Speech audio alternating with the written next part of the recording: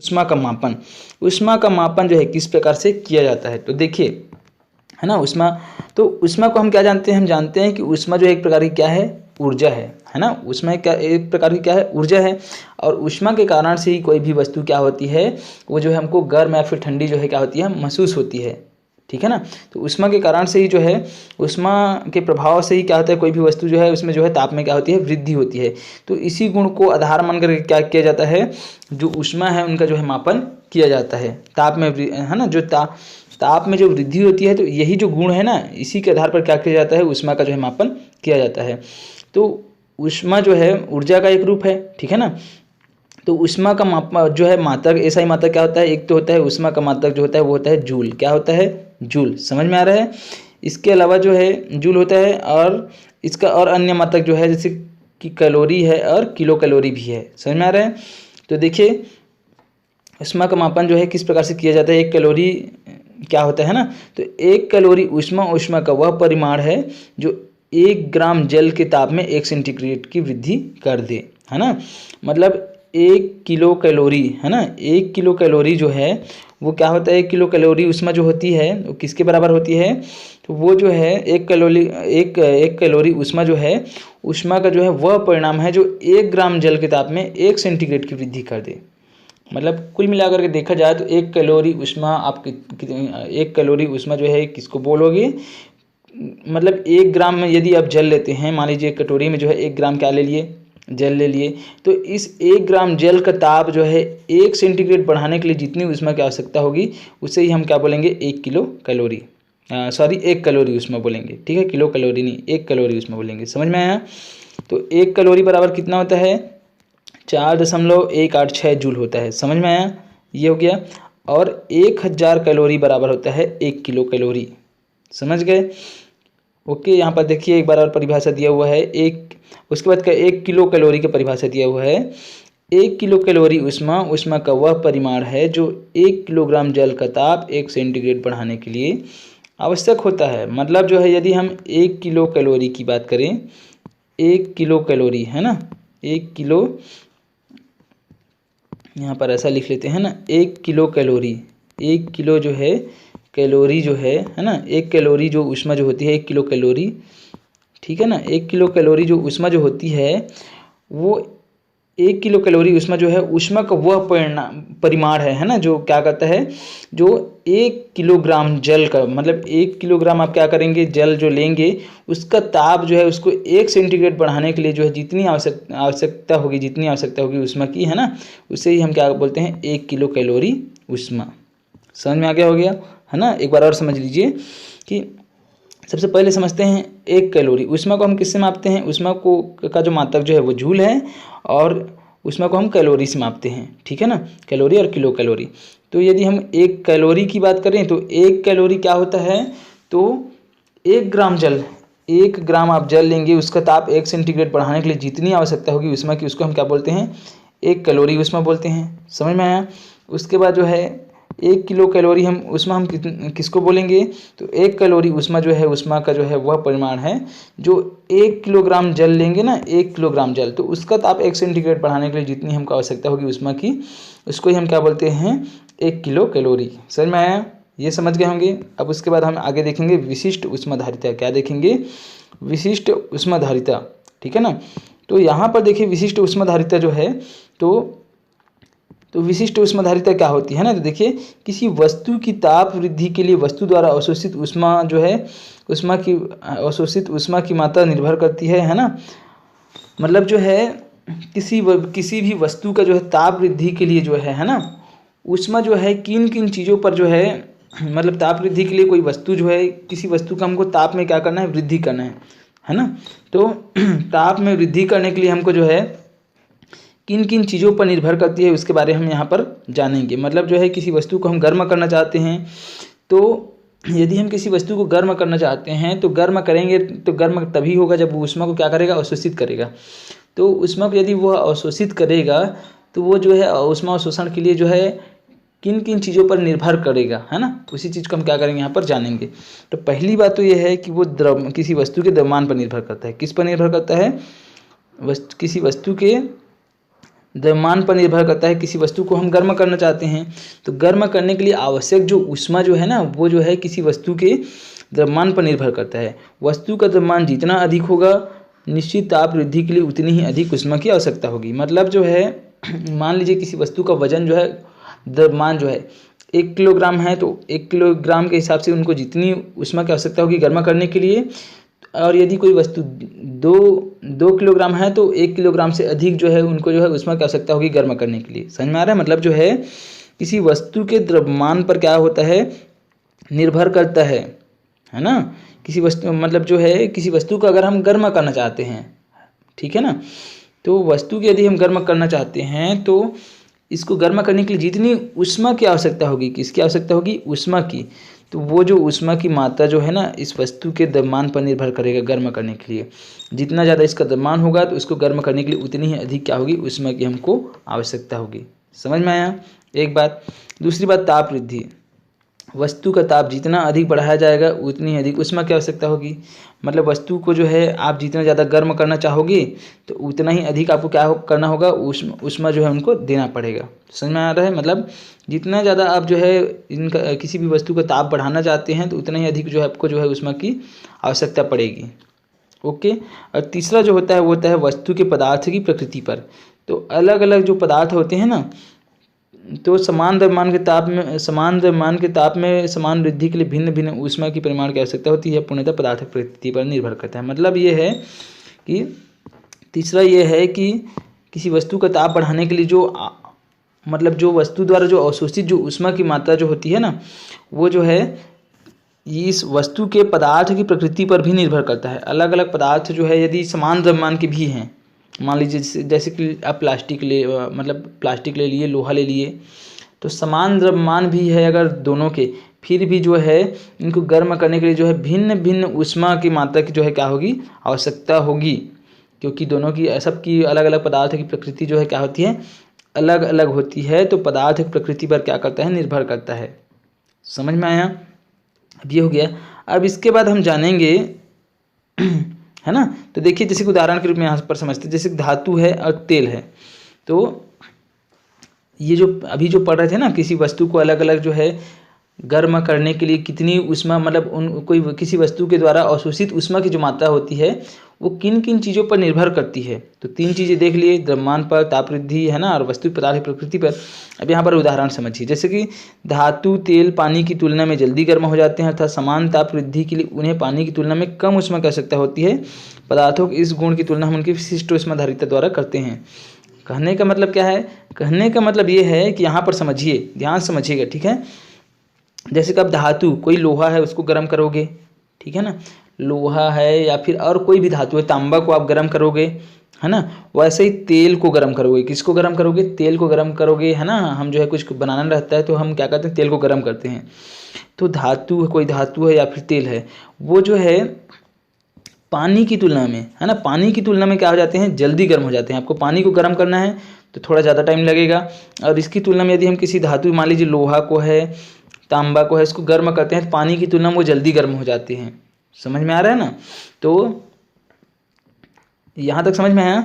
तो मतलब ये हुआ कि समान ताप वृद्धि के लिए उन्हें पानी की तुलना में कम ऊष्मा की आवश्यकता होती है।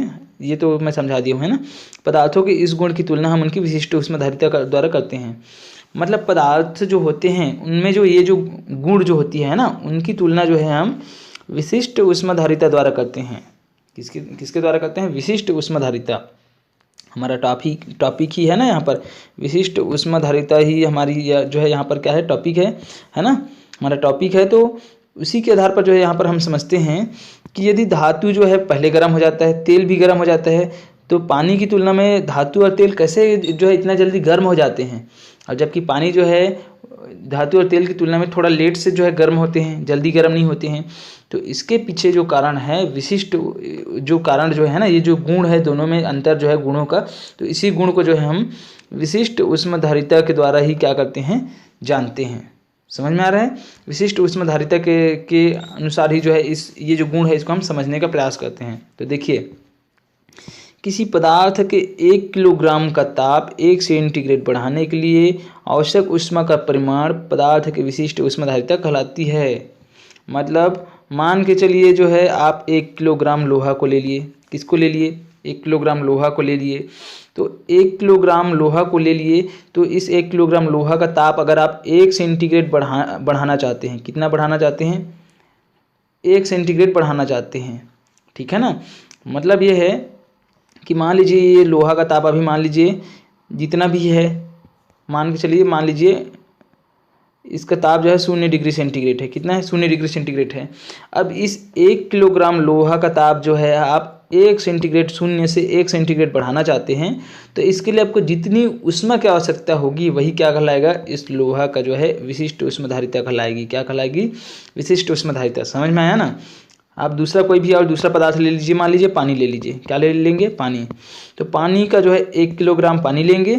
अब इस 1 किलोग्राम पानी का ताप मान के चलिए अभी यहाँ पर जो है जितना भी है, मान के चलिए 25 डिग्री सेंटीग्रेड है। कितना है? 25 डिग्री सेंटीग्रेड है, ठीक है ना। पानी का ताप जो है अभी 25 डिग्री सेंटीग्रेड है मान के चलिए, तो इसका ताप जो है आप 1 सेंटीग्रेड और बढ़ाना चाहते हैं। कितना सेंटीग्रेड और बढ़ाना चाहते हैं? 1 सेंटीग्रेड और बढ़ाना चाहते हैं। तो 1 सेंटीग्रेड और बढ़ाने के लिए आपको जितनी जो है ऊष्मा की आवश्यकता होगी वही क्या कहलाएगा? पानी का जो है ऊष्माधारिता कहलाएगी। क्या कहलाएगी? इस पानी का जो है ना, जल का जो है ऊष्माधारिता जो है कहलाएगी। समझ में आया? यहाँ तक समझ गए होंगे। कुल मिलाकर के अगर हम ऊष्माधारिता की बात करें तो किसी पदार्थ के 1 किलोग्राम का ताप 1 सेंटीग्रेड बढ़ाने के लिए आवश्यक ऊष्मा का जो परिमाण जो होता है ना पदार्थ, वही जो है पदार्थ की विशिष्ट ऊष्माधारिता कहलाती है। और ऊष्माधारिता का मात्रक जो होता है वो होता है जूल प्रति किलोग्राम, या फिर जो है जूल प्रति किलोग्राम डिग्री सेल्सियस। ये जो है इसका क्या है? मात्रक है। समझ में आ रहा है? अब जो है देखिए यहाँ पर अलग अलग जो है पदार्थ दी हुई है और इसका जो है अलग अलग जो है ऊष्माधारिता का मान जो है दिया हुआ है, ठीक है ना। अब देखिए विशिष्ट ऊष्माधारिता का जो है, जैसे जल है ना, जल का जो है, जल की अधिक विशिष्ट ऊष्माधारिता का प्रभाव। तो जल का जो है विशिष्ट ऊष्माधारिता क्या होती है? अधिक होती है। और इसी कारण से जो है जल जो हमारे लिए क्या होता है? बहुत ज़्यादा उपयोगी होता है। तो कैसे उपयोगी होता है यहाँ पर समझिए। जैसे जो है क्योंकि जल की क्या है? विशिष्ट ऊष्माधारिता अधिक है, इसी कारण से गर्म होने में क्या होता है? गर्म होने में जो है ये अधिक समय लेता है ना। जैसे कि हम मान लीजिए हम इसको गर्म करते हैं, किसको? पानी जो है उसको गर्म करते हैं, तो इसकी विशिष्ट ऊष्माधारिता जो है क्या है? अधिक है। मतलब ये जो है गर्म होने के लिए इनको जो है अधिक ऊष्मा अवशोषित करना पड़ता है। समझ में आ रहा है ना। तो गर्म करने के लिए इनको अधिक जो है ऊष्मा जो है अवशोषित करना पड़ता है।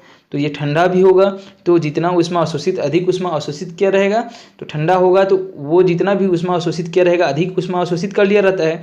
तो उसको जो है जब इनको ठंडा भी होना रहता है तो अधिक मात्रा में ऊष्मा का क्या करता है? ये जो है उत्सर्जन करता है, उनको जो है त्यागता है। समझ में आ रहा है ना। तो इसी कारण से जो है इनको गर्म करने में अधिक समय लगता है और ठंडा होने में भी जो है इनका जो है क्या होता है? इनको जो है अधिक समय लगता है, ठीक है। और गर्म होता है पानी जो है तो अधिक ऊष्मा अवशोषित करता है, और ठंडा होता है तो भी अधिक ऊष्मा जो है उत्सर्जित करता है, इसलिए टाइम लगता है। समझ में आ रहा है ना। तो इनके इसी गुण के कारण जो है जल की विशिष्ट ऊष्मा जो है ऊष्माधारिता अधिक होती है। इसी कारण से इनका उपयोग जो है कई प्रकार की चीज़ों में करते हैं। पहला देखिए, वाहनों के इंजनों में शीतलक के रूप में किया जाता है ना। पानी का उपयोग जो है, जो वाहन जो होते हैं जैसे कार है, ट्रक है, जो भी है, तो उसका जो इंजन जो होता है उसको ठंडा करने के लिए आप देखेंगे जो ड्राइवर लोग जो रहते हैं, जो गाड़ी चलाते हैं, हम लोग जो है क्या करते हैं, गाड़ी का जो इंजन है उसमें जो है पानी डालने के लिए डिब्बा में पानी रखे रहते हैं ना, बॉटल में, और उसको जो है लगातार बीच बीच में डालते हैं, ठीक है ना। तो किस गुण के कारण डालते हैं? पानी को ही डालते हैं। उसके जगह पर जो है कुछ और दूसरा भी तो डाल सकते थे, तो इसी कारण से डालते हैं क्योंकि विशिष्ट ऊष्माधारिता क्या होती है? पानी की अधिक होती है। समझ में आया। दूसरा देखिए, सेकने के लिए, तो यदि हम जो है शरीर में जो है क्या करते हैं, जब भी किसी कारणवश जो है शरीर को सेकना रहता है तो बोतल में जो है गर्म जल भर कर क्या करते हैं? सेकते हैं। सेकाई में जो है जल का उपयोग किया जाता है। किसके कारण से? विशिष्ट ऊष्माधारिता के कारण से। समझ में आया। इसके बाद जो है तीसरा जो है, मरुस्थलीय प्रदेश दिन में जल्दी गर्म होते हैं और रात में जल्दी ठंडे हो जाते हैं। तो इसके पीछे भी कारण क्या है? देखिए, जो मरुस्थल जो होता है वहाँ क्या होता है? जैसे मान लीजिए मरुस्थल है तो यहाँ क्या होगा? मरुस्थल में जो होता है वो रेत ही रेत होता है। क्या होता है? रेत ही रेत होता है और शुष्क होता है ना। शुष्क का मतलब पानी की जो है नमी बहुत कम होता है, पानी की जो है कमी होती है। कहाँ? मरुस्थल में। तो यदि वहाँ पानी कमी है तो सूर्य से जो प्रकाश की किरणें जो आएगी वो जो है, पानी तो यहाँ है ही नहीं है, पानी की विशिष्ट ऊष्मा अधिक रहती है, इस कारण से जो है गर्म होने के लिए अधिक ऊष्मा की आवश्यकता होगी। तो जैसे ही तुरंत जो है प्रकाश की किरणें पहुँचती है तो रेत जो है तुरंत गर्म हो जाता है, बहुत तेज़ी से रेत जो है गर्म हो जाता है। इस कारण से बहुत अधिक दिन में गर्मी रहती है, ठीक है ना, क्योंकि जो है बहुत कम ऊष्मा में ये गर्म हो जाते हैं। यहाँ तो पानी है ही नहीं है ना, है भी तो बहुत कम। तो विशिष्ट ऊष्माधारिता जो है मतलब जितना ज़्यादा ऊष्मा जो है अवशोषित, ज़्यादा से ज़्यादा ऊष्मा अवशोषित नहीं कर पाती और बहुत जल्दी गर्म हो जाती है। अब उसके बाद जैसे ही मरुस्थल में रात का समय होता है ना, रात का समय होता है तो मरुस्थल में जो है चूँकि यहाँ पर पानी की जो है नमी कम होती है, पानी कम होती है, पानी की मात्रा जो है, तो विशिष्ट ऊष्माधारिता जो है कम होती है। तो तुरंत से क्या होते हैं, जो ऊष्मा अवशोषित किए रहते हैं उनको तुरंत जो है त्याग देते हैं, मतलब उत्सर्जन कर देते हैं प्रकृति में, और जल्दी क्या हो जाते हैं, ठंड हो जाते हैं। इस कारण से जो मरुस्थल जो होता है वो बहुत तेज़ी से जो है दिन में बहुत जल्दी गर्म हो जाते हैं और रात में बहुत जल्दी ठंडे हो जाते हैं। समझ में आया? तो विशिष्ट ऊष्माधारिता के प्रभाव कारण से ही ऐसा होता है। ओके, समझ गए होंगे। उसके बाद जो है ये जो है आप यहाँ तक जो है समझ गए होंगे, है ना। उसके बाद जो है यदि हम आगे जो है इस हम देखते हैं तो देखिए यहाँ पर समझिए, है ना। किसी पदार्थ का देखिए विशिष्ट ऊष्माधारिता किसी पदार्थ का अपना विशेष गुण है। किसी पदार्थ के भिन्न भिन्न द्रव्यमान भी ताप वृद्धि के लिए भिन्न भिन्न परिमाण की ऊष्मा ग्रहण करते हैं। वस्तु के इस गुण को उसकी ऊष्माधारिता द्वारा व्यक्त किया जाता है। मतलब जो है इस प्रकार से यदि हम देखें तो क्या होता है, विशिष्ट जो ऊष्माधारिता जो है हर अलग अलग जो पदार्थ है उनका क्या है, अपना विशेष गुण है ना। जो अलग अलग पदार्थों में क्या होता है, अलग अलग होता है, ठीक है ना। तो ताप वृद्धि के लिए भिन्न भिन्न, मतलब जो है यदि किसी पदार्थ में आपको ताप वृद्धि करना है तो उसमें जो है भिन्न भिन्न परिमाण की जो है ऊष्मा जो है क्या करते हैं, ग्रहण करते हैं, मतलब अलग अलग, है ना। समझ में आ रहा है ना। तो इनको हम किससे दर्शाते हैं, तो ऊष्माधारिता के द्वारा ही हम दर्शाते हैं। ओके, तो यहाँ पर पदार्थ की ऊष्माधारिता को एक बार समझते हैं ना, कि किसी पदार्थ का ताप 1 सेंटीग्रेड बढ़ाने के लिए आवश्यक ऊष्मा की मात्रा उस पदार्थ की ऊष्माधारिता कहलाती है। याद रखना है, ठीक है, बता चुका हूँ। ऊष्माधारिता क्या होता है कि किसी पदार्थ का ताप जो है यदि हम 1 सेंटीग्रेड बढ़ाना चाहते हैं तो उसके लिए जितनी हमको जो है ऊष्मा की आवश्यकता होगी उसे ही हम क्या कहते हैं, उस पदार्थ की ऊष्माधारिता कहते हैं। ओके, समझ में आया।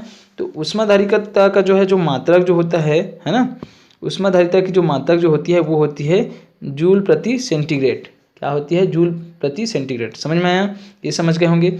उसके बाद जो है हम आगे देखेंगे थर्मामीटर। क्या समझेंगे, थर्मामीटर क्या होता है। तो देखिए आप डॉक्टर के पास गए होंगे तो आप जो है जब डॉक्टर के पास गए होंगे तो आप जो है डॉक्टर जो है एक उपकरण आपको जो है इस प्रकार से दिखाई दे, है ना, एक उपकरण आपको देता है इस प्रकार से। यहाँ पर आप देख रहे होंगे ये जो उपकरण जो है ना, ये क्या कहलाता है, ये तापमापी या फिर थर्मामीटर, ठीक है ना। तो डॉक्टर आपको जो है आपके शरीर का ताप मापने के लिए एक उपकरण आपको मुंह में लगाने के लिए या फिर जो है आपके जो है ऐसा भुजा में लगाने के लिए क्या करता है, देता है। तो वही क्या है, तापमापी या फिर थर्मामीटर है। समझ में आया। अब जो तापमापी जो होता है, थर्मामीटर जो होता है वो कांच का बना होता है। इस प्रकार से एक जो है नली होती है ना, एक क्या होती है, एक नली होती है। समझ में आ रहा है ना। और इस नली का व्यास जो है सभी जगह जो है क्या होता है, समान होता है, ठीक है ना। व्यास जो है सभी जगह क्या होते हैं, समान होते हैं। और इसमें जो है एक बल्ब होता है, मतलब यहाँ पर देखिए कांच के जस्ट सामने में जो है एक बल्ब होता है, ऐसा जो होता है धातु का एक जो है मतलब एक बल्ब होता है कांच में, है ना। और यहाँ पर जो है एक चमकीला पदार्थ है यहीं पर भरा रहता है। यहाँ पर एक चमकीला पदार्थ भरा रहता है। वो चमकीला पदार्थ कौन सा होता है, पारा होता है, ठीक है ना। क्या होता है, पारा होता है। और ये जो है अंदर जो है थोड़ा सा खोखला होता है, मतलब एक नली होती है जिसमें जो है पारा जो है गमन कर सके, ऐसा, ठीक है। अब जो है इसके बाद जो है यहाँ पर जो है ना, यहाँ पर जो है सेल्सियस में जो है क्या रहता है, पैमाना रहता है। देखिए यहाँ पर पैमाना लिखा हुआ है, जैसे कि जो है आपका जो स्केल जो होता है ना, तो स्केल में जिस प्रकार से जो है पैमाना लिखा होता है वैसे ही जो है इसमें सेंटीग्रेड वाला जो पैमाना जो है वो यहाँ पर लिखा होता है। समझ में आ रहा है। अब जो है इसमें जो है हम क्या करते हैं, ये जो पारा जो भरा रहता है ना, पारा, तो पारा का जो है हिमांक, मतलब पारा को ही क्यों भरा जाता है इसमें, तो इसी कारण से भरा जाता है क्योंकि पारा जो है ना, पारा का हिमांक है -39 डिग्री सेंटीग्रेड। मतलब यदि ताप में वृद्धि, यदि वायुमंडल के ताप में वृद्धि, यदि जो है वायुमंडल के ताप में वृद्धि और प्रकृति जो है उसमें यदि ताप में कमी, यदि -39 डिग्री सेंटीग्रेड तक यदि ताप में कमी होती है तभी क्या होगा, ये जो पारा जो है वो जो है जमेगा। समझ में आ रहा है ना। और ये इसी प्रकार से यदि जो है 357 है ना, 357 डिग्री सेल्सियस यदि होगा, तापमान बढ़ेगा, तभी क्या होगा, ये पारा जो है ना, ये क्या होगा, उबलना शुरू होगा।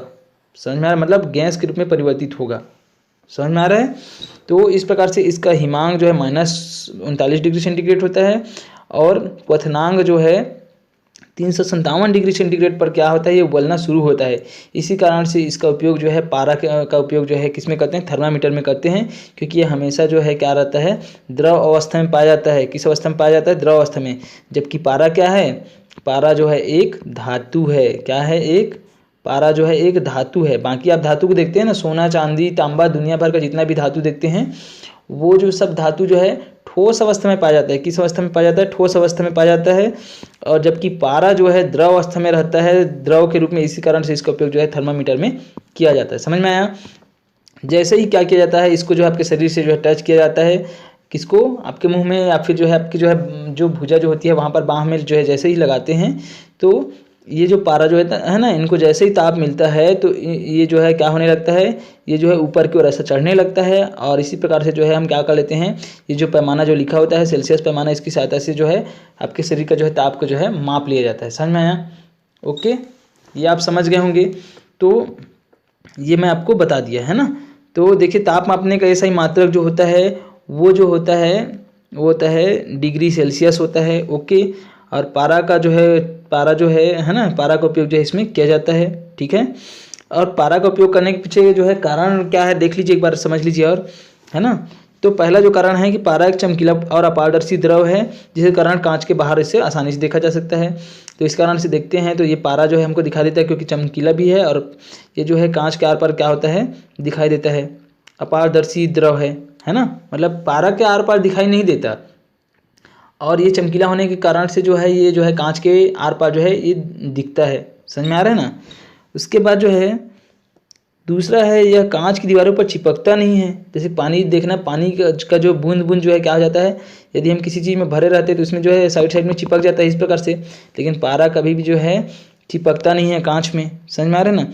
इसके अलावा तीसरा है अधिक तापप्रकाश। मैं बताया हूँ इसको, -39 डिग्री सेंटीग्रेड इसका हिमांक होता है, और 357 डिग्री सेल्सियस क्या होता है, इसका जो है क्वथनांक होता है। इस कारण से पारा जो है पारा का उपयोग इसमें करते हैं। समझ में आया। इसके अलावा जो है इसका प्रसार लगभग सभी तापों पर एक समान रहता है। तो इसका प्रसार जो है सभी जो है ना, इसका प्रसार जो है सभी तापों पर एक समान रहता है। मतलब जैसे कि हम देखते हैं ना, गर्मी का दिन आ जाता है या फिर ठंड का दिन, है ना, तो इस प्रकार से मौसम में परिवर्तन होते रहता है ना। तो ऐसा नहीं है गर्मी का दिन आ गया तो ये जो है पहले से जो है फैल प्रसार हो जाए रहे, इसमें ऐसा नहीं रहता। इसका प्रसार हमेशा एक समान रहता है। समझ में आया। तो ये आप समझ गए होंगे। अब यहाँ पर एक चीज़ और, एक और फैक्ट जान लीजिए। जो पानी जो होता है उसका हिमांक होता है 0 डिग्री सेल्सियस और क्वथनांक होता है 100 डिग्री सेल्सियस। मतलब पानी 0 डिग्री सेंटीग्रेड से नीचे जाने पर क्या होने लगता है, जमने लगता है, और 100 डिग्री जो सेंटीग्रेड जो ताप होता है वहाँ पर उबलने लगता है। समझ में आया। तो ये था कि आपका पारा, अब पारा बोल रहा हूँ, थर्मामीटर, है ना। तो थर्मामीटर में जो है आपको क्या क्या सावधानी की आवश्यकता पड़ती है थर्मामीटर के लिए, है ना। तो देखिए, थर्मामीटर का जब यूज करते हैं तो पहला है, थर्मामीटर को उपयोग से पहले और पश्चात धोना चाहिए। धोने के लिए प्रतिरोधी एंटीसेप्टिक घोल का उपयोग जो है अच्छा रहता है। मतलब जो है आपको थर्मामीटर को जो है उपयोग करने के पहले भी और पश्चात भी क्या करना है, धोना है उपयोग करने के बाद। ठीक है। दूसरा, सुनिश्चित कीजिए कि उपयोग से पहले पारे का तल 35 डिग्री सेंटीग्रेड से नीचे हो। ये आपको सुनिश्चित कर लेना है। तीसरा क्या है, थर्मामीटर को पढ़ते समय पारे का तल दृष्टि रेखा के सीध में होना चाहिए। मतलब ये मान लीजिए पारा है तो आपकी जो आंख जो है ये है एकदम सीध में होना चाहिए, जहाँ पर को आप जिस भी पाठ्यांक को देख रहे हैं। समझ में आया। ऐसा नहीं है कि आप जो है आंख यहाँ पर है और इस साइड को ऐसा देख रहे हैं, तो इससे जो है आपका पाठ्यांक गलत आ सकता है। समझ में आया। उसके बाद जो है देखिए, थर्मामीटर का उपयोग सावधानीपूर्वक कीजिए। किसी कठोर वस्तु से टकराने पर टूट सकती है, क्योंकि कांच का इस कारण से। ओके। और थर्मामीटर का उपयोग करते समय इसे बल्ब से नहीं पकड़ना चाहिए, है ना। मतलब थर्मामीटर का उपयोग करते समय इसे बल्ब से नहीं पकड़ना चाहिए। मतलब बल्ब जो रहता है वो नीचे साइड को आपको नहीं पकड़ना है बल्ब से, बल्कि बीच से पकड़ना है। ये जो थर्मामीटर जो रहता है ना, तो यहाँ पर जो है इसका ऐसा इस प्रकार से जो है ऐसा बल्ब रहता है जहाँ पर क्या रहता है, यहाँ पर जो है पारा जो है भरा रहता है, तो इसको नहीं पकड़ना है आपको, जो है इस साइड को जो है बीच साइड को जो है पकड़ना है। समझ में आया। तो ये था आपका क्या, अध्याय 7 ऊष्मा तथा ताप। ठीक है, ये आप जो है कंप्लीट होता है। जब नेक्स्ट क्लास होगी उसमें जो है हम अध्याय 8 पढ़ेंगे, है ना। अध्याय 8 में है ऊष्मा का संचरण जो है किस प्रकार से होता है उसके बारे में है। ठीक है, तो आशा करता हूँ आप लोग को समझ में आ गया होगा। आप अपनी कॉपी यहाँ तक कंप्लीट बना लेंगे। ठीक है, तो आज के लिए बस इतना ही। जय हिंद, जय भारत, जय छत्तीसगढ़।